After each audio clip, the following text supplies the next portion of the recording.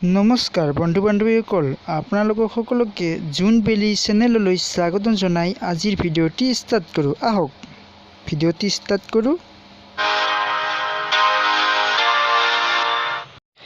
1 number সাঁথৰটো আছিল এনেধৰণৰ।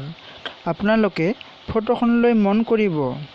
ধৰি লোৱা হওক মাজত এটা পুখুৰী আছে আৰু সেই পুখুৰীটোত আমি যাবলৈ 1 নম্বৰ ৰাস্তা নে 2 নম্বৰ ৰাস্তাৰে সঠিকভাৱে যাব পাৰিম। আপোনালোকে শুদ্ধ উত্তৰটি জনাওকচোন।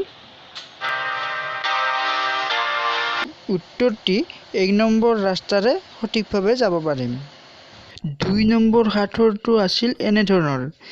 এখন বিদ্যালয়ত আগষ্ট মাহত শিক্ষকজনে ক্লাছ কৰিব আহি ছাত্ৰ-ছাত্ৰীসকলৰ পৰিচয় লৈ আছে আৰু তেওঁলোক পৰিচয় দিছে।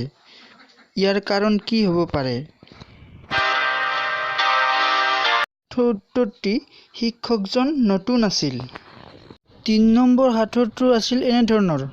আপোনালোকে দেখি থকা ফটোটোত কেইটা চুক আছে? সময়ৰ প্ৰয়োজন হ'লে ভিডিঅ'টো ৰখাই ল'ব। উত্তৰটি আছিল 8টা। 4 নম্বৰ সাঁথৰটো আছিল এনেধৰণৰ। আপোনালোকে 3টা গছ দেখা পাইছে আৰু গছবিলাকত 1, 2, 3 ক্ৰমে নাম্বাৰ দিয়া আছে আৰু ইয়াৰে এটা গছ অকণমান বেলেগ।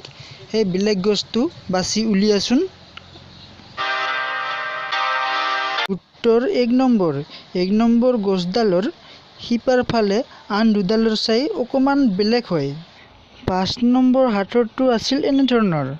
এখন খেতি পথাৰত গৰুৱে খেতি খাই আছে আৰু এই খেতি খাই থকা ফুলটো কাৰ হয় বাৰু? শুদ্ধ উত্তৰটি কমেণ্ট কৰি জনাওক আৰু শুদ্ধ উত্তৰ দিওঁতাসকলৰ নাম পৰৱৰ্তী ভিডিঅ'ত ঘোষণা কৰা হ'ব। ধন্যবাদ।